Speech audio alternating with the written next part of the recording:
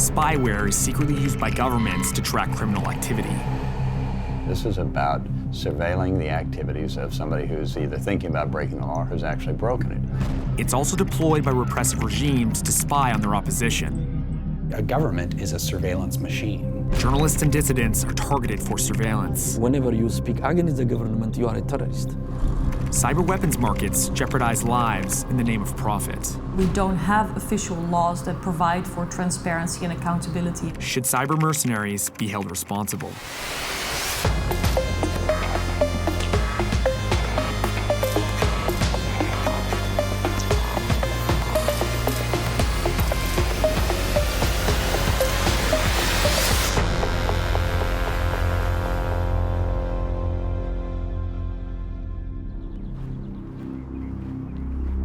I'm going to meet someone who believes he's a victim of cyber mercenary surveillance. Makuch is a journalist for ESAT, an Ethiopian news network. From this nondescript office, Messe and his team can influence a country of more than 99 million.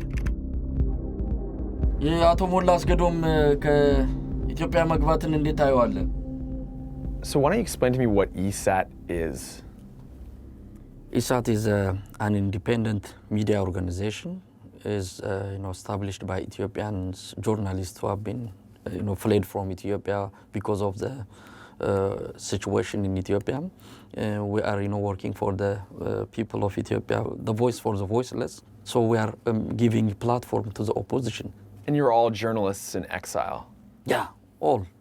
The last 10 years, more than 100 journalists now have been fled. Why are the government going after journalists? Media is their first enemy. There is no free media in Ethiopia. People working as a free media, they think that they are against the government, and whenever you speak against the government, you are a terrorist. The Ethiopian government has been consistently singled out by the UN and Human Rights Watch for instances of targeting journalists for doing their work.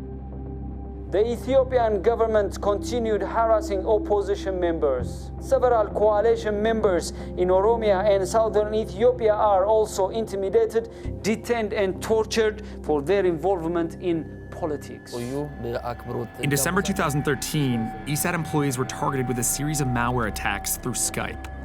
I got this friend request, and the logo of the person who sent me a friend request is ESAT's logo.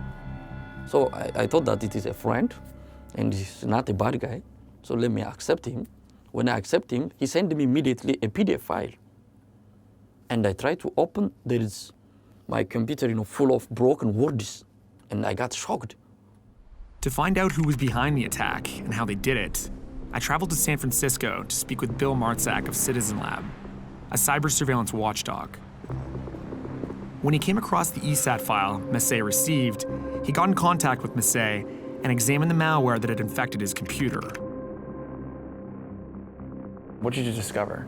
So what we did was we looked at the server which the spyware was communicating with to see if we could figure out any clues about the spyware's origin. The reason why spyware communicates with a server is because it steals information off of your computer and it needs to send it to the attacker somewhere.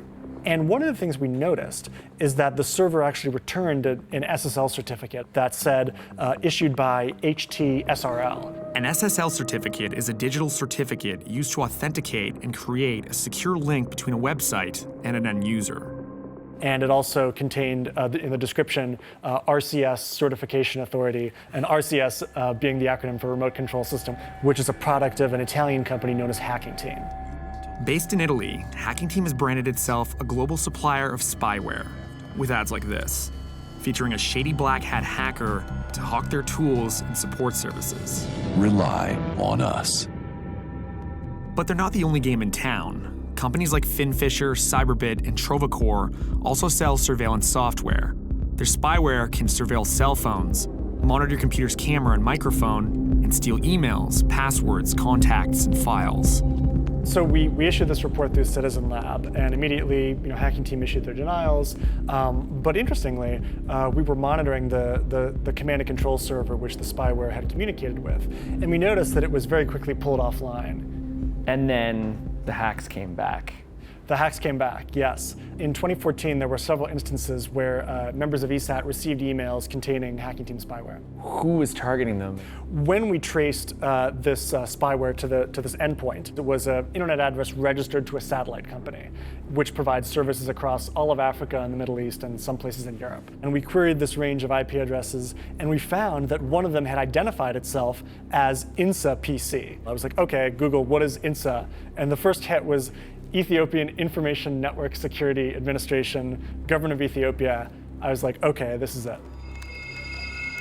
Citizen Lab caught the Ethiopian government trying to spy on journalists, and the spyware they used was supplied by Hacking Team.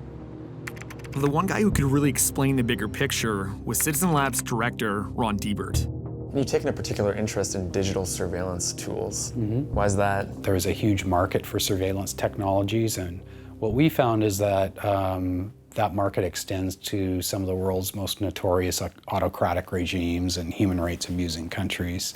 And that's a problem from a human rights perspective. Surveillance in and of itself is not a bad thing.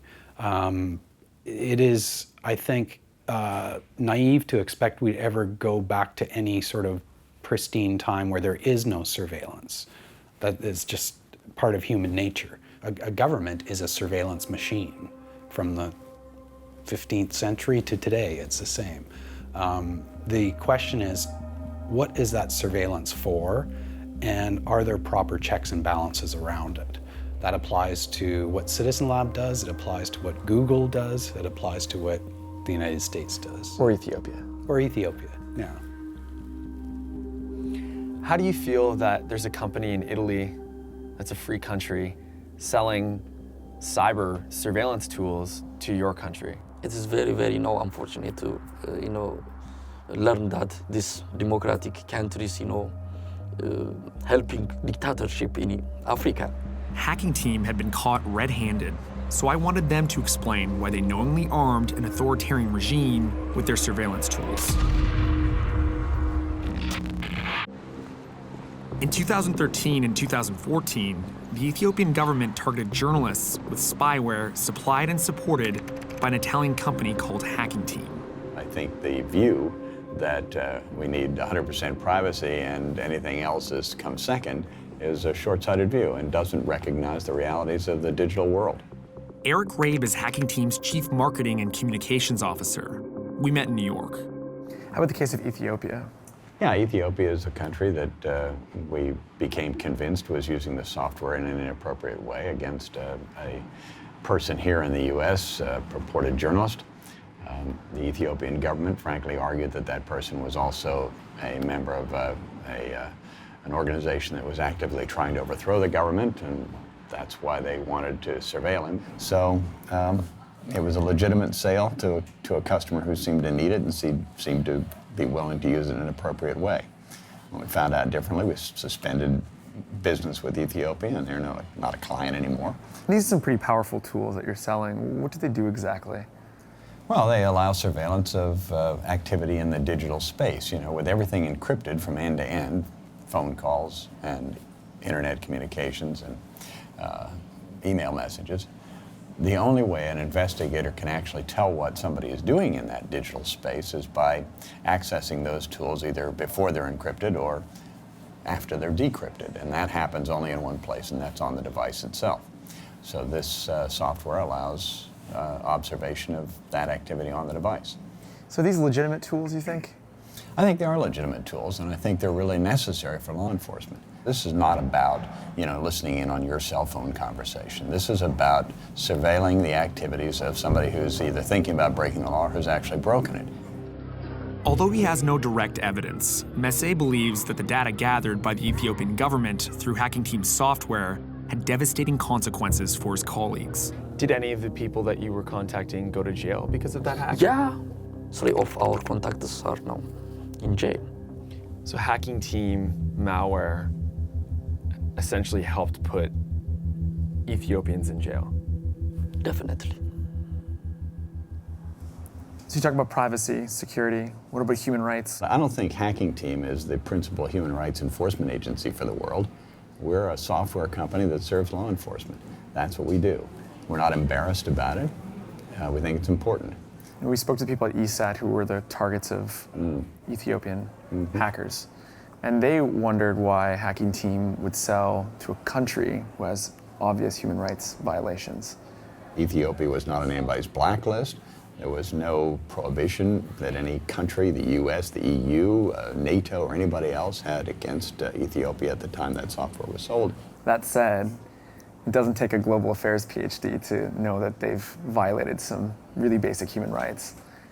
Well, then I would suggest that the appropriate channel is for Italy, for example, to refuse to allow us to sell there, or for the UN to act. But then who's responsible for what happens in the fallout of using these tools? Does hacking team absolve themselves of that, or? No, I don't think so, but I think the human rights organizations are unable to get to the countries involved who are really responsible for the human rights abuses. So they turn to, those that they can reach. That is companies like Hacking Team. It's not an unreasonable political tactic to use, but I don't think it's reasonable to say that Hacking Team is responsible for human rights abuses. But not everyone agrees. On July 5th, 2015, an infamous hacker known as PhineasFisher breached the Hacking Team servers, exfiltrating over 400 gigabytes of documents and posting them online for anyone to see. Security experts around the world celebrated the leak on Twitter. All of Hacking Team's dirty laundry spilt onto the internet, exposing price lists and software source code. Client lists showed sales to the FBI, DEA, and US Army. Even an officer with the campus police force at UC Santa Barbara was interested in buying its malware. It also showed that Hacking Team was selling to governments notorious for human rights abuses. Places like Kazakhstan, Bahrain, and Sudan. Maybe the hack was a good thing, it was a kick in the ass. I don't think it was a good thing. It was it was a criminal act. It was. I mean, there's sort of something about, we hacked into a company, it's kind of cool, it's sort of Robin Hood, blah, blah, blah. No, it's not Robin Hood. It's Al Capone. This is illegal. You can't, just because you disagree with somebody, destroy them or attempt to destroy them. And what about the hacker who hacked you guys? PhineasFisher. I would love to meet him. I wanted to meet the legendary PhineasFisher too, but that would prove to be pretty complicated. Because after the leak, like any skillful hacker, PhineasFisher kept a low profile. A black hat hacker had hacked Hacking Team's servers, stealing hundreds of gigabytes of data. After leaking it online, PhineasFisher all but disappeared. But with an assist from my colleague at Vice's tech and science site, Motherboard, we finally negotiated interview terms. Since we wouldn't be able to show his face, the hacker had a strange request. He would only do the interview if he was represented by a puppet.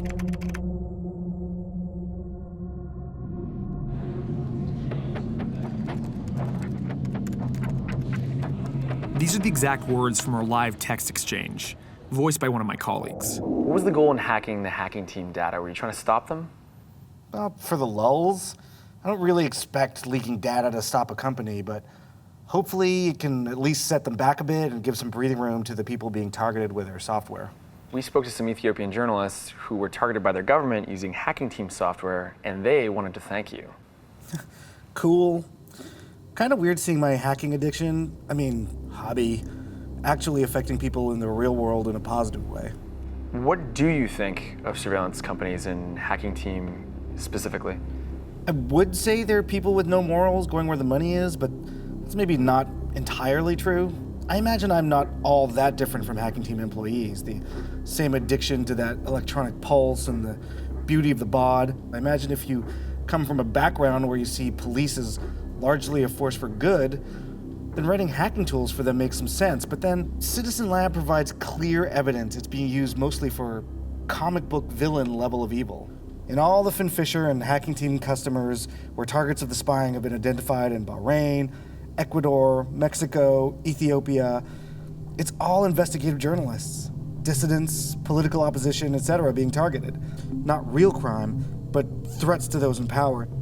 While Hacking Team was selling spyware to law enforcement agencies tasked with catching criminals, they also sold to authoritarian regimes who used their wares to crack down on dissent. Other details revealed through the Hacking Team data dump was information about companies that were supplying Hacking Team with the technology to build their spy tools. Security firm Netrogard was singled out for selling them a zero-day. That is, an undiscovered security flaw in software that can be exploited to penetrate a system. Buying and selling 0 days is legal, but covert. While they can be used to test and improve a company's network security, 0 days can also be used to inject malicious software into a computer. A piece of technology that I created, well, brokered really, because I didn't really create it, but a piece of technology that I brokered, a deal that I was involved with, potentially armed these rogue nations with a tool that would let them break into these other systems. I didn't want any part of that. Adriel Disotels admitted to selling a 0-day exploit to Hacking Team after the ESAT hack. I think that it should be your responsibility to make sure that you are not selling to somebody that you believe will do anything malicious. That said, NetraGuard, respected, above-board company, you sold to Hacking Team. I know. When you misuse a 0 day, who's more at fault? The broker or the end user? When you misuse a 0 day, the end user, absolutely. I mean, if I sell, I'm Nike, and I sell shoes to some guy, and he runs down a woman and rapes the woman, isn't Nike's fault for selling the sneakers? Or what about Microsoft? How many people have been hacked by somebody using Microsoft's operating system? Microsoft's not accountable for that, right? The ethics of it and the responsibility of it are up to the actor, or the team that are responsible for executing that specific operation. Adriel's moral dilemma seemed hard to avoid in the gray market where 0 days are bought and sold, a market fueled by a booming cyber arms trade. So I went to London to meet Edna Manovic, a cyber surveillance researcher for Privacy International. So have you always been interested in the arms trade? Yeah, just coming from Bosnia, I've been interested in conflict and the arms trade and foreign policy and so on. Right, how the weapons get where they... Yeah, exactly, yeah. Does this surveillance market, does it mirror at all the conventional weapons market? What you've got in the arms market is a system whereby governments have some kind of control over the exports. So they would be able to say to this company, you're selling this, we want to be able to control who you're selling that to. At the moment, that doesn't exist for the surveillance market because much of the technology is new. Governments need to step in and say that if a product is being sold from their country to a regime where it's going to be used for human rights abuses, they need to be able to stop that. And who are the major players in it? Who are buying these technologies? Yeah, it would be countries without their own capability to develop these kind of tools, which oftentimes tend to be authoritarian countries. Where are these companies based that are selling them? Generally, they tend to be in well-developed countries with big ICT and defense and security sectors. How big is this industry? That's really one of the scariest things, is that because it's so secretive that nobody actually knows. There's been a few estimates by people in the industry, somewhere in the region of $5 billion a year. But ultimately, because it's so secretive, there's just no way of knowing. They want it to be kept a secret. So it stays in the shadows that way? It stays in the shadows. Cyber profiteers are getting rich from a growing arms and surveillance market. But cloaked in secrecy, there's no way of knowing how big it really is. And Citizen Lab director Ron Diebert thinks there's an even more fundamental problem. It's only going to continue to grow, and once states' armed forces and intelligence agencies start equipping themselves, their adversaries take it as a challenge and do the same, and it ratchets up constantly. There are certain conditions that tend to favor arms races, and if you look at the environmental conditions around cyberspace, many of them are there. So offense has the advantages, speed and so on. It's very difficult to verify. Wow, that's a scary proposition. Yeah, we don't have enough weight behind the idea of watching the watchers. Marietje Schaake is a member of the European Parliament from Holland. She's been leading the charge to include spyware under international arms law. Do you think the vendors are responsible if they make a sale to an authoritarian regime? Well, they should be helped in making the right assessment. If a company like Hacking Team can operate legally, that is the most clear sign that our laws are outdated and desperately need to be updated to make sure that there is no unintended consequences and that we stop this gray and unregulated market from growing on the way it does. But can you really regulate police computer code? The fact of the matter is that we don't have official laws that provide for transparency and accountability in this market. There's only very few measures, such as the Wassenaar Arrangement or such as sanctions on specific countries like Iran and Syria, the worst of the worst human rights violators. Hacker PhineasFisher thinks there's not much difference between the good guys and the bad guys anyway. The difference between authoritarian regimes and democratic ones is the hacking team customers jail, torture, and kill, where the democratic ones have gentler ways of managing dissent. But many in the international community do see good and bad guys. And that's why they drafted the Wassenaar Arrangement, which regulates the export of both conventional arms as well as technology that can be used as arms. It's been signed by 41 countries. In 2013, network surveillance and intrusion software was added to its list of restricted items. I think that arrangement, as it's built today, will help to destroy the security industry. Adriel is one of the many security researchers critical of the arrangement.